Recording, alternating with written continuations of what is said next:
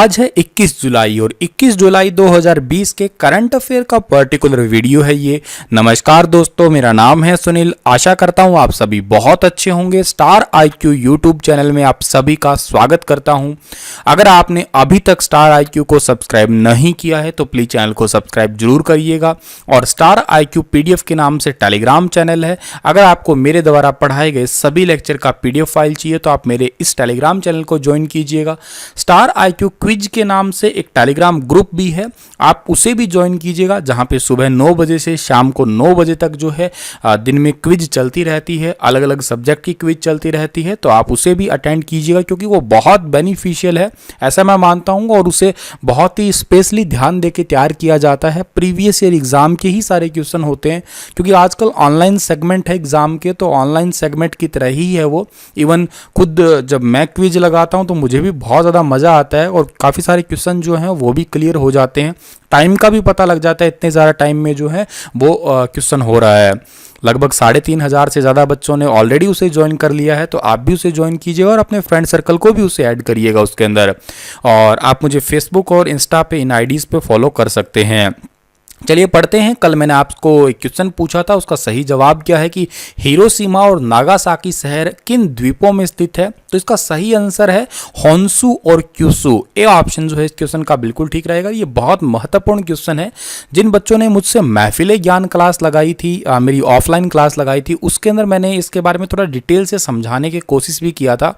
Hiroshima के अंदर जो है जापान के होन्शु द्वीप में स्थित है ये, और नागासाकी क्यूशु द्वीप में स्थित है। इन दोनों के अंदर ही जो है वो 6 अगस्त और 9 अगस्त को 1945 के अंदर परमाणु बम गिराए गए थे। ठीक है, अमेरिका द्वारा ये परमाणु बम गिराए गए थे। ठीक है, फैटमैन और लिटिल बॉय नामक 2 परमाणु बम थे जो इन पे गिराए गए थे। तो ये काफ़ी इंपॉर्टेंट है, महत्वपूर्ण क्वेश्चनों में से एक है। आप इसे अपनी नोटबुक में लिख लीजिएगा और अच्छे से याद भी करिएगा। आइए पढ़ते हैं। आज का पहला क्वेश्चन क्या है कि प्रधानमंत्री नरेंद्र मोदी के सोशल साइट ट्विटर पर 6 करोड़ फॉलोअर्स के साथ में वो कौन से स्थान पे पहुंच गए हैं। तो देखिएगा, इनके 6 करोड़ ट्विटर पे फॉलोवर के साथ में ये जो है ये तीसरे स्थान पे पहुंच गए हैं। सी ऑप्शन जो है इस क्वेश्चन का हमारा बिल्कुल ठीक रहेगा। सोशल मीडिया प्लेटफॉर्म ट्विटर पर प्रधानमंत्री नरेंद्र मोदी को फॉलो करने की जो संख्या है वो बढ़ के 6 करोड़ हो चुकी है, यानी कि 60 मिलियन हो चुकी है, आप ऐसे भी कह सकते हैं। और बीजेपी पार्टी ने जो है इस पे ट्वीट करके भी फॉलो करके भारतीय जनता पार्टी ने ही बताया है। और इसके बाद में बात करें तो 2009 में ट्विटर पे आए थे प्रधानमंत्री मोदी और वह 2354 लोगों को फॉलो कर रहे हैं फिलहाल के लिए। सितंबर 2019 में प्रधानमंत्री नरेंद्र मोदी को 5 करोड़ लोगों ने फॉलो किया था। अब जो है 2020 सितंबर तो आया ही नहीं है, उससे 1 साल कम में ही जो है इनकी संख्या 6 करोड़ हो चुकी है। दुनिया में सबसे ज़्यादा फॉलो करने में जो है पूर्व राष्ट्रपति अमेरिका के बराक ओबामा है, इनके 12 करोड़ ट्विटर फॉलोवर है।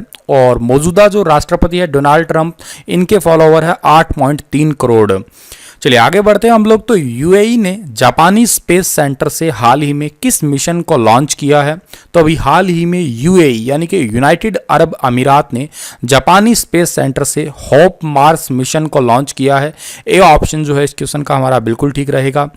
यह अरब का एक पहला अंतर्ग्रहीय मिशन है। ठीक है, और इस मिशन के अंदर कोई इंसान नहीं गया है। इससे पहले होप मिशन 15 जुलाई को जो है वो प्रक्षेपित किया जाना था, लेकिन मौसम खराब होने की वजह से इसे 5 दिन के लिए टाल दिया गया है। और इस मंगलयान को फरवरी 2021 तक जो है मंगल तक पहुंचाने का टारगेट है। और यूएई अपनी 50वें वर्षगांठ मना रहा है, इसी वजह से इसको जो है लॉन्च किया है। तो एक महत्वपूर्ण क्वेश्चनों में से शामिल हो जाएगा आपका कि संयुक्त अरब अमीरात का पहला मंगल मिशन का नाम क्या था। होप मार्स मिशन है, ये याद रखिएगा आप लोग। और कहां से लॉन्च हुआ है, ये जापान से लॉन्च किया गया है। और कब लॉन्च हुआ है, 20 जुलाई को लॉन्च हुआ है। यूएई की हुई है, तो यूएई का फुल फॉर्म क्या है, यूनाइटेड अरब अमीरात। मैप में देखिएगा ये है यूएई। और यूएई की कैपिटल क्या है, यूएई की कैपिटल है अबू धाबी। और यहाँ की करेंसी क्या है, यूएई धीरम है। और यहाँ के राष्ट्रपति या प्रेसिडेंट का नाम क्या है, खलीफा बिन जायद अल नाहयान। एक बार दोबारा रिपीट कर रहा हूँ, खलीफा बिन जायद अल नाहयान। आप इन नामों को 2-3 बार पढ़ लीजिएगा, ये बहुत जरूरी है आपको याद रखना। चलिए आपको मैं कंसेप्चुअल बात बताता हूँ। यूएई जो है ना, आप लोगों को पता ही है कि बहुत ज़्यादा डेवलप्ड कंट्रीज़ के अंदर इसका नाम आता है। और आपको इस मैप में नज़र आ रहा होगा केवल और केवल ये वाला इलाका ही है जहाँ पे ज़्यादातर आबादी जो है रहती है यूएई की। मतलब ये जो दुबई वाला शहर है आपका इधर ही पड़ता है, ठीक है। ये दुबई आपको मैप में दिख रहा होगा, ये रहा दुबई, ठीक है। इसी जगह पे ही ज़्यादातर आबादी है, ज़्यादातर लोग रहते हैं। बाकी वाला जो इलाका आपको नज़र आ रहा है ये सारा का सारा रेगिस्तानी इलाका है। यहाँ पे ना ही तो ज़्यादा इतनी आबादी रहती है और ना ही ज़्यादा यहाँ पे कोई प्रोडक्शन वगैरह कोई काम है। लेकिन फिर भी आप देखिएगा दुनिया की सबसे ऊंची इमारत दुबई के अंदर है या यूएई के अंदर बात आती है, हर चीज़ ऊंची ऊंची ऊंची, ठीक है। दुनिया का सबसे ऊंचा होटल, दुनिया का सबसे ऊंचा टावर, ये सबसे बड़ी इमारत या डेवलपमेंट में आप देखिएगा सबसे आगे है। इतनी सी जगह पे ही रहते हुए भी है क्योंकि इनके पास में टेक्निक बहुत है। अच्छा, एक और मज़े की बात बताता हूँ, यहाँ के जो लोग हैं मतलब इस एरिया के अंदर ही इतने से ही लोग जो हैं ये भी पूरी दुनिया पे कब्जा करने जैसा ही काम करते हैं। मतलब इंडिया के भी काफ़ी सारे लोग जो हैं यहाँ पे जाके काम करते हैं। मतलब इनकी सोच है अच्छी, इनकी सोच इतनी गजब की है कि ये काम करते नहीं हैं, ये काम करवाते हैं, ठीक है। और यूँ कहिएगा आप लोग इनकी मेंटल इतने बढ़िया है। एक मेंटल बढ़िया होने का रीज़न इतना सा है कि ये एक जैसे मतलब बाकी देशों की बात की जाए, जैसे आपके मैं बात करता हूँ दूसरा सऊदी के, अरब के काफ़ी सारे देश हैं आपके, तो वहाँ पे क्या है मार काट टाइप से थोड़ा सा ज़्यादा रहता है। मतलब तलवार लेके काट दिया, मार दिया। लेकिन ये मीठी भाषा के कारण अपनी दुनिया में जाने जाते हैं और सबसे ज़्यादा यहाँ पे मतलब कंस्ट्रक्शन का काम तो रुकता ही नहीं है, यहाँ पे चलता ही रहता है, कभी कंस्ट्रक्शन का काम नहीं रुकता यहाँ पे, एक रिपोर्ट के अकॉर्डिंग पता लगा है। चलिए आगे बढ़ते हैं हम लोग। तो अंतर्राष्ट्रीय शतरंज दिवस जो है वो कब मनाया जाता है? तो इंटरनेशनल चेस डे हर साल मनाया जाता है 20 जुलाई को। डी ऑप्शन सही है इस क्वेश्चन का हमारा। 20 जुलाई 1924 को जो है अंतर्राष्ट्रीय शतरंज दिवस की स्थापना की गई थी और 1966 में से पता जो है ये हर साल 20 जुलाई को मनाए जाने लग गया है और 185 देश जो हैं विश्व भर में इसको मनाते हैं, इसको आयोजित करते हैं। और अगले सवाल की ओर हम लोग जो चलते हैं तो अगला क्वेश्चन है, फिक्की की एक रिपोर्ट के अनुसार भारत में कोरोना के संकट के कारण कितने प्रतिशत नौकरियां घटने के आसार हैं? तो फिक्की ने भी एक हाल ही में रिपोर्ट पेश की है, ठीक है। और उसके अकॉर्डिंग कोरोना की वजह से 20% जो है इंडिया के अंदर नौकरियां घट जाएगी और जो ऑटोमोबाइल का सेक्टर है उसके अंदर तकरीबन 10 से 15% नौकरियां घट सकती है और जो हमारा टेक्सटाइल इंडस्ट्रीज है यानी कि कपड़े का क्षेत्र है वहाँ पे 15 से 20% जो है नौकरियाँ खत्म हो जाएंगी। वैसे आपको मैं बता दूँ भारत के अंदर सबसे ज़्यादा अगर कोई काम करता है तो वो है कपड़े क्षेत्र के अंदर। आपसे एसएससी ने कई बार पूछा, कभी आप घटना चक्र किताब को पढ़ना, उसके अंदर ये क्वेश्चन 2-3 बार रिपीट मिलेगा आपको, क्या कि सबसे बड़ा संगठित उद्योग कौन सा है भारत का? तो कपड़ा उद्योग उसका आंसर आता है। सबसे ज्यादा काम करने वाले लोग इसी कपड़ा क्षेत्र के अंदर ही हैं। किस आईआईटी संस्था ने इनक्यूबेटेड स्टार्टअप के साथ मिलकर एक पोर्टेबल हॉस्पिटल यूनिट तैयार की है? तो अभी हाल ही में जो है आईआईटी मद्रास ने जो है वो एक पोर्टेबल हॉस्पिटल यूनिट तैयार की है। बी ऑप्शन जो है इस क्वेश्चन का हमारा बिल्कुल ठीक रहेगा। अभी आप सोच रहे होंगे सर पोर्टेबल हॉस्पिटल का मतलब क्या होता है?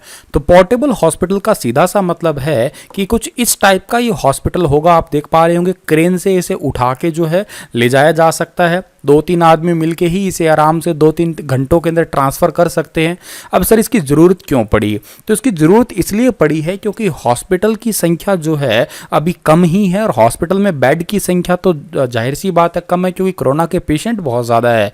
तो कुछ ऐसे एरिया के अंदर जहाँ पे मैदानी वगैरह इलाका है या कोई कस्बा है, कोई गाँव है, जहाँ पे अगर कोरोना के पेशेंट ज़्यादा है और उस इलाके में अगर हॉस्पिटल नहीं है तो वहाँ पर ये पोर्टेबल हॉस्पिटल जो है लगाए जा सकते हैं। वहाँ पर अगर पेशेंट ठीक हो जाते हैं फिर इसे उठा के किसी दूसरी जगह पे ले जाएंगे। तो ये इस मामले में बहुत अच्छा जो है काम किया है आईआईटी मद्रास ने। और इसके अंदर जो है एक डॉक्टर का कमरा है, एक आइसोलेशन रूम है, एक मेडिकल रूम है, एक वार्ड रूम है। तो ये काफ़ी अच्छे से तरीके से इसे पोर्टेबल अस्पताल जो है तैयार किया है। इस हॉस्पिटल का नाम है मेडिकैब। तो आपके एग्जाम में पूछा जाए कि पोर्टेबल हॉस्पिटल का नाम क्या है? मेडिकैब। बनाया किसने है? आईआईटी मद्रास ने बनाया है। चलिए आगे बढ़ते हैं हम लोग। अगला निम्नलिखित में से कौन सा राज्य 2022 तक प्राकृतिक तरीके से खेती करने वाला देश का पहला राज्य बनेगा? तो इनमें से जो राज्य है वो है हिमाचल प्रदेश। बी ऑप्शन जो है इस क्वेश्चन का हमारा बिल्कुल ठीक रहेगा। अच्छा, हिमाचल प्रदेश जो है ना, अभी तक हिमाचल प्रदेश की 3226 पंचायतों में से 2945 में प्राकृतिक खेती को शुरू कर दिया गया है और 2022 तक ये लक्ष्य रखा गया है कि 3226 पंचायतों के अंदर ही प्राकृतिक रूप से खेती की जाएगी। 281 पंचायतों में प्राकृतिक खेती की शुरुआत की जानी बाकी है अभी। ऐसा होने वाला हिमाचल प्रदेश हमारे भारत के अंदर जो है पहला राज्य होगा जहां पे किसान जो है बागवान प्राकृतिक तरीके से खेती करेगा। अब प्राकृतिक रूप का मतलब ये है कि यहाँ पे फर्टिलाइजर जो है उनको कम से कम प्रयोग करना और यहाँ पे देसी खाद वगैरह है उसी का ही प्रयोग करना, प्राकृतिक तरीके से ही खेती करना, नेचुरली उनको मतलब आर्टिफिशियली किसी भी तरीके से जो है फल वगैरह नहीं पकाना, जैसे फलों को भी जो है प्राकृतिक रूप से ही पकाना। और उस दूसरी बात है कि उनके अंदर कोई ज़्यादा फर्टिलाइजर्स वगैरह स्प्रे वगैरह वो चीज़ें भी ना करना। चलिएगा आगे बढ़ते हैं, उससे पहले हिमाचल प्रदेश की बात करते हैं। हिमाचल प्रदेश की राजधानी शिमला है, एक धर्मशाला भी है, मुख्यमंत्री का नाम है जयराम ठाकुर, राज्यपाल का नाम है बांद्रू दत्तात्रेय और यहाँ की टोटल जनसंख्या 68.6 लाख है। अगला क्वेश्चन है, फीफा ने घोषणा की है कि 2022 वर्ल्ड कप किस देश में आयोजित किया जाएगा? बेहद बेहद इंपॉर्टेंट क्वेश्चन है। फीफा ने 2022 का फुटबॉल वर्ल्ड कप जो है वो कतर में आयोजित होगा, कतर की राजधानी दोहा के अंदर होगा, ये याद रखिएगा। और ए ऑप्शन सही है इस क्वेश्चन का हमारा। और 2018 का कहाँ पे हुआ था? 2018 का हुआ था रूस की राजधानी मॉस्को में, जीता था फ्रांस ने, हराया था क्रोएशिया को, ठीक है। और फीफा ने अब ये घोषणा कर दी है कतर में होगा ये। 2022 का फीफा विश्व कप अरब में आयोजित होगा और ये विश्व का पहला ऐसा कप होगा जो मुस्लिम बहुल देश के अंदर होने वाला है, मतलब मुस्लिम देशों के अंदर होने वाला ये पहला फीफा वर्ल्ड कप होगा और 32 टीमों को इसमें शामिल किया जाएगा। 2026 टूर्नामेंट में टीमों को 48 तक बढ़ाया जाएगा, अभी 32 है, आगे 48 टीम कर दी जाएगी इसके अंदर। और ये टूर्नामेंट जो है नवंबर दिसंबर में होगा 2022 के अंदर। और कतर की बात की जाए तो कतर जो है, कतर की राजधानी कतर की राजधानी दोहा है और करेंसी कतरी रियाल है। और फीफा की बात की जाए तो फीफा के प्रेसिडेंट जो हैं वो गियानी इन्फेंटिनो हैं और हेडक्वार्टर का नाम क्या है? जूरिक के अंदर है, स्विट्जरलैंड के अंदर। स्थापना कब हुई थी इसकी? 21 मई 1904 को। और ये बात आपको याद रखनी है, के साथ में मोटो भी याद रखना है इसका, for the game for the world. अगला क्वेश्चन है, हाल ही में श्याम श्रीनिवासन किस बैंक के फिर से एमडी और सीईओ बने हैं? तो श्याम श्रीनिवासन जो है वो फेडरल बैंक के फिर से एमडी और सीईओ बने हैं। फेडरल बैंक की टैगलाइन इंपॉर्टेंट है, यूर परफेक्ट बैंकिंग पार्टनर। ये एग्जाम के लिए इंपॉर्टेंट होती है, किसी भी बैंक की जो टैगलाइन होती है। और फेडरल बैंक की स्थापना कब हुई थी? 23 अप्रैल 1931 को हुई थी। हेडक्वार्टर अलुआ केरल के अंदर है। अध्यक्ष का नाम क्या है? Grace Elizabeth Kosi. और एमडी और सीईओ का नाम है श्याम श्रीनिवासन। हाल ही में रोज क्रिस्टिन ओसुका रेपेंडा किस देश की पहली महिला प्रधानमंत्री बनी है? नाम काफ़ी अजीबोगरीब है पर आपको नाम तो याद करना पड़ेगा।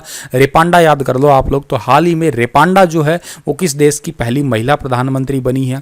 तो रेपांडा जो है वो गेबॉन देश की जो है पहली प्रधानमंत्री बनी है, महिला पहली प्रधानमंत्री बनी है। बी ऑप्शन सही है। रेपांडा आपको फोटो में दिखाई दे रही होंगी, यही है, ये गेबान देश की पहली महिला प्रधानमंत्री बनी है अभी हाल ही में।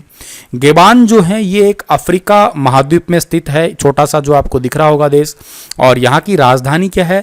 लिब्रेविले है। और करेंसी क्या है? यहाँ की फ्रैंक करेंसी है। अगला क्वेश्चन है, हाल ही में किस राज्य सरकार ने health services on your door stop नामक एक पहल शुरू की है? तो अभी हाल ही में health services on your door stop जो है ये पहल शुरू की है महाराष्ट्र ने। सी ऑप्शन जो है इस क्वेश्चन का हमारा बिल्कुल ठीक रहेगा। अच्छा, इसका मतलब क्या है? इसका मतलब है कि महाराष्ट्र के अंदर एक हेल्थ वर्कर्स के साथ में टीमें बनाई जाएंगी जो कि पूरे महाराष्ट्र के साथ में कोरोना पॉजिटिव मरीजों का इलाज करेंगी घर घर जाके। महाराष्ट्र की बात हुई है। महाराष्ट्र को मैप में देखिएगा, यहाँ की जो राजधानी है मुंबई है, मुख्यमंत्री का नाम उद्धव ठाकरे है, राज्यपाल का नाम भगत सिंह कोश्यारी है और महाराष्ट्र उच्च न्यायालय के मुख्य न्यायाधीश का नाम दीपक दीपांकर दत्ता है। लोकसभा सीटें 48 है, राज्यसभा सीटें 19 है, विधानसभा सीटें 288 है। महाराष्ट्र के अंदर ही एक नाहवा सेवा पोर्ट है जिसको जवाहरलाल नेहरू पोर्ट भी कहते हैं, जो भारत का सबसे तेजी से ग्रो होता हुआ पोर्ट है। ये भी बात आप याद रखिएगा। इसी के साथ ये लेक्चर तो समाप्त होता है, पर आप लोगों के लिए क्वेश्चन है आज की निम्नलिखित में से कौन सा ज्वालामुखी सक्रिय है, इनके अंदर से कौन सा वोल्केनोज जो है वो एक्टिव है। काफी इंपॉर्टेंट क्वेश्चन है ये। ए आपको स्टेटमेंट दी है माउंट किलिमंजारो, बी स्टेटमेंट दी है माउंट कोटोपेक्सी, सी स्टेटमेंट दी है मोना किया। तो इनमें से कौन सा ठीक ज्यादा है, केवल एक है, केवल दो है, या दो या तीन है, या ये सारे के सारे ठीक है?